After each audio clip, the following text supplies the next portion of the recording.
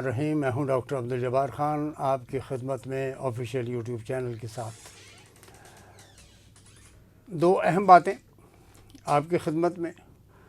ابتدا ہم لیں گے آئیڈیاز سے، جو کہ کراچی میں ہو رہی ہے۔ پاکستان کی ڈیفنس ایگزیبیشن ایک بہترین ایونٹ ہے اور 55 سے زیادہ ممالک کے وفود اس وقت کراچی میں موجود ہیں۔ سیکورٹی ٹائٹ ہے، ہر طرف رینجرز، پولیس اور انٹیلیجنس ایجنسیز کے اہلکار اپنے اپنی ڈیوٹیوں پر ہیں۔ کامیاب ہوگا یہ انشاءاللہ ایونٹ، اور پاکستان کے ڈیفنس سروسز کے حوالے سے ایکسپورٹس کے آرڈرز ہوں گے وغیرہ وغیرہ، اور دشمنوں کو بھی ہماری قابلیت کا علم ہوگا کہ پاکستان کے ڈیفنس فورسز اپنی جگہ پہ ویل ایکوپڈ ہیں۔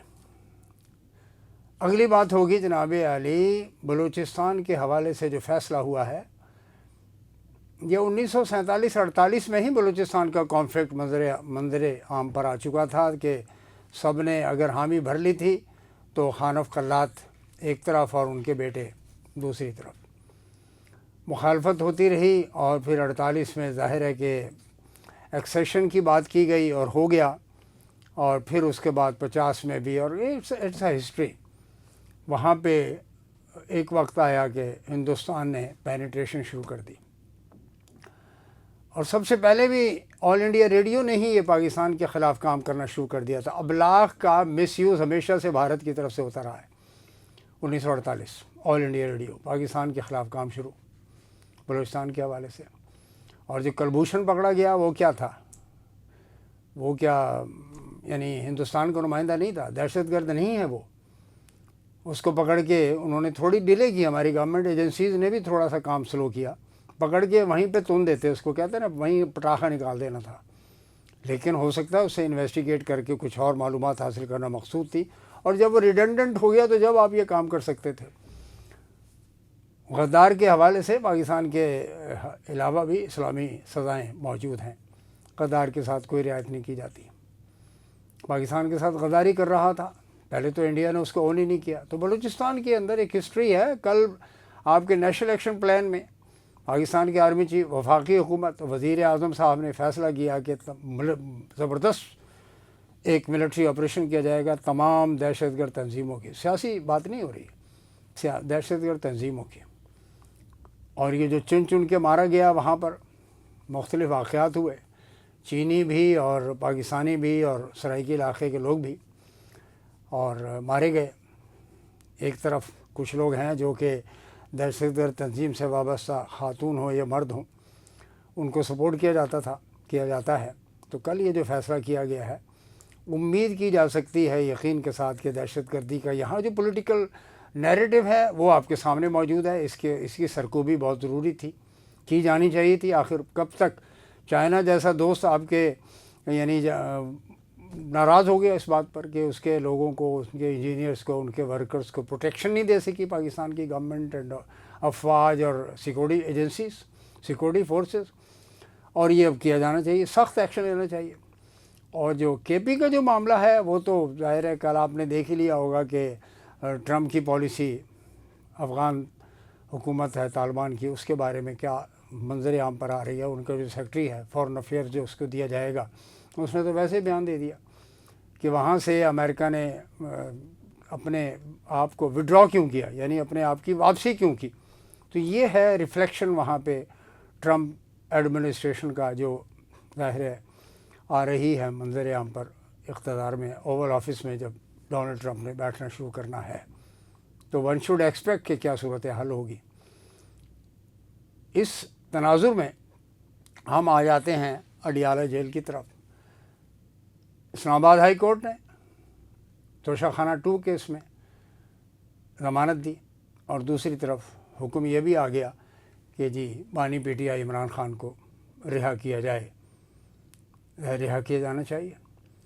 24 نومبر کی کال، ابھی تک احتجاج کی جو بڑے پیمانے پر ان کا پروگرام ہے جی ڈو اینڈ ڈائی، وہ بھی ایک ایونٹ ہے جس کے بارے میں کچھ نہیں کہا جا سکتا کہ جی وہ کیا ہوگا۔ 4 دن کی تو بات ہے، 3 دن کی تو بات رہ گئی ہے، اس سے پہلے کوئی نہ کوئی ایکٹیویٹیز ایکسپیکٹ کی جا رہی تھی، توقع کی جا رہی تھی کہ حکومت نہیں، با اختیار ارباب اختیار حلقے جو ہیں وہ کوئی نہ کوئی فیصلہ کریں گے۔ ظاہر ہے پاکستان کو اس حالات میں نہیں چلنے دیا جانا چاہیے، کیونکہ یہ حکومت فیل ہو چکی ہے، اور آرم فورسز اسٹیبلشمنٹ جانتے ہیں کہ اس حکومت نے کخ دا کام نہیں کیتا، ٹکے کا کام نہیں کیا انہوں نے، اور جو صورتحال ہے پرائسز کی لیول پہ یہ سب فجنگ ہے، اور پاکستان کے عوام مطمئن نہیں ہیں۔ بجلی کے بل پہ بل بڑھائے چلے جا رہے ہیں، ٹیرف ریوائز ہوتے ہیں ہر مہینے، اور پی او ایل کے پرائسز اس میں بھی آپ ریگولیٹ، کوئی ریلیف نہیں ہے۔ کتنا ٹیکس ہے گھی کے اوپر، تیل کے اوپر، کھانے والے تیل کے اوپر بھی ٹیکس ہے 45% تک، اور جناب علی آپ کے جو پیٹرولیم تیل ہے، ڈیزل اور تیل اور مٹی کا تیل اور پیٹرولیم پروڈکٹس، اس پر جو ٹیکس ہے، ہر چیز میں ٹیکس ٹھوکا ہوا ہے، اور اپنے اخراجات کم کرنے کو تیار نہیں۔ وہی عیاشیاں ہیں ان کی، رنگیلے شاہ بھرے ہوئے ہیں پاکستان کے وزیر اعظم صاحب، جس کی وجہ سے ظاہر ہے اسٹیبلشمنٹ نے بھی سوچنا ہے، اور سوچا ہے تو ٹھیک ہی ہے۔ ہوگا کیا؟ یہاں پر یہ سوال پیدا ہوتا ہے کہ ہوگا کیا۔ بلوچستان کے بارے میں فیصلہ کیا جا چکا ہے، بہت اچھا فیصلہ کیا ہے، اور اس کے نتائج یقین کیا جا سکتا ہے کہ پازیٹیو نکلیں گے، اور وہاں پہ جو آپریشن ایریا میں، گوادر میں اور دیگر علاقوں میں جو فورسز بیٹھی ہوئی ہیں وہ انشاءاللہ کوئی نہ کوئی رزلٹ اورینٹڈ آپریشن کریں گی، اور یہ جتنے بھی foreign sponsored, Indian sponsored, Taliban sponsored جو دہشت گرد ہیں، ان کے خلاف کارروائی زبردست ہوگی، نتیجہ خیز ہوگی، امید کی جا سکتی ہے، یقین بھی کرنا چاہیے۔ مجھے تو یقین ہے کہ اس کا نتیجہ نکلے گا۔ رہ گیا پاکستان کی سیاسی صورتحال، کے پی میں انریسٹ، بلوچستان میں بھی انریسٹ، سندھ میں بھی سیاسی اگر انریسٹ نہیں ہے تو معاشی انریسٹ تو بہت ہے، اور ترقیات کا جو نیریٹو ہے وہ ایگزسٹ ہی نہیں کرتا ہے۔ حکومت ایگزسٹ ضرور کرتی ہے، ترقی کا، سماجی اقتصادی ترقی کا کوئی پروجیکٹ نظر ہی نہیں آتا۔ بتا دے کوئی بھی شخص، بتا دے، ان کا حامی بتا دے، مخالف بتا دے، ہم نہ اس کے حامی ہیں نہ مخالف ہیں، ایک نیوٹرل پوسچر ہے ہمارا۔ سوشو اکنامک ڈیولپمنٹ، پنجاب میں جو صورتحال ہے دیکھ ہی رہے ہیں آپ، سدرن ایریا کے لوگ بھی اب تو خلاف ہو گئے، جو کہتے تھے ایسا سی مار ویسو بھٹو کو ووٹ پاسوں، وہ بھی بدل گئے، صورتحال بالکل تبدیل ہو چکی ہے۔ جو بے نظیر صاحبہ کے ساتھ پاکستان پیپلز پارٹی کے رہنما ہوتے تھے، ان میں سے اب کوئی بھی نہیں ہے۔ زرداری صاحب کی اپنی پارٹی ہے، ان کا اپنا سلیکشن ہے، selection of people, selection of leaders. تو میں یہ عرض کر رہا تھا کہ حل کیا ہوگا؟ حل تو یہ ہوگا کہ جناب آپ کو الیکشنز میں جانا پڑے گا۔ مارچ تک الیکشنز کے بارے میں امید کی جا سکتی ہے، بالکل کی جا سکتی ہے۔ مارچ اپریل میں انتخابات، اپریل میں گندم کی کٹائی شروع ہو جاتی ہے، تو اس کے آگے پیچھے مجھے نظر آ رہا ہے، یہ میرا ہنچ ہے کہ ایسا ہوگا۔ کہتے ہیں کہ میتھمیٹکس میں other things remaining the same, تو ایسا یہ ہائپوتھیسس ہے میرا، جو نظر آ رہا ہے۔ انڈیکیٹرز ہیں، political indicators, socio economic indicators, inflation, investment, privatization نہیں کر سکے آپ پی آئی اے کا۔ آپ کی جو پوری کی پوری جو محنت تھی، ورکنگ تھی، اربوں روپیہ تو آپ نے کنسلٹنٹ کو دے دیا، کاکھ نہیں کیتا اس نے۔ پورے انٹرنیشنل میڈیا میں کوئی پی آئی اے کے حوالے سے کوئی پازیٹیو انڈیکیٹرز نہیں آئے، کسی نے انٹرسٹ شو نہیں کیا۔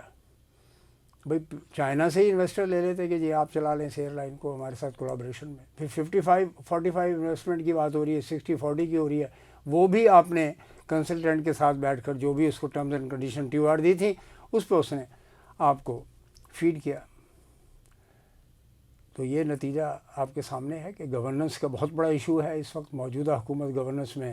یہ جو کولیشن ہے جس میں MQM پیپلز پارٹی اور یہ مسلم لیگ نون اور behind the scene Maulana Fazal Rahman and company, تو یہ وہ ہے نیریٹو جو ان کا فیل ہو چکا ہے، ناکام ہو چکے ہیں اقتصادی، سماجی، سیاسی محاذ پر۔ اور ظاہر ہے کہ عدلیہ نے کوئی نہ کوئی تو فیصلہ کرنا ہے نا پاکستان کے حق میں، بات کر رہا ہوں سیاسی حق میں، جمہوری حق میں، آئینی حق میں۔ یہ بہترین فیصلہ کیا ہے۔ Let's see what's going to happen انشاءاللہ ود دا نیکسٹ 48 آورس آپ کے سامنے صورتحال نظر آ جائے گی کہ پاکستان میں کیا کچھ ہونے والا ہے۔ اس چینل کو سبسکرائب کیجئے، شیئر کیجئے، کمنٹ کیجئے، اور آگے اپنے دوستوں کے ساتھ کہیں کہ وہ اپنے اس میں پارٹیسپیٹ کریں، ہیلپ کریں، اچھے مشورے دیں. یہ آپ ہی کا چینل ہے. بہت بہت شکریہ. والسلام.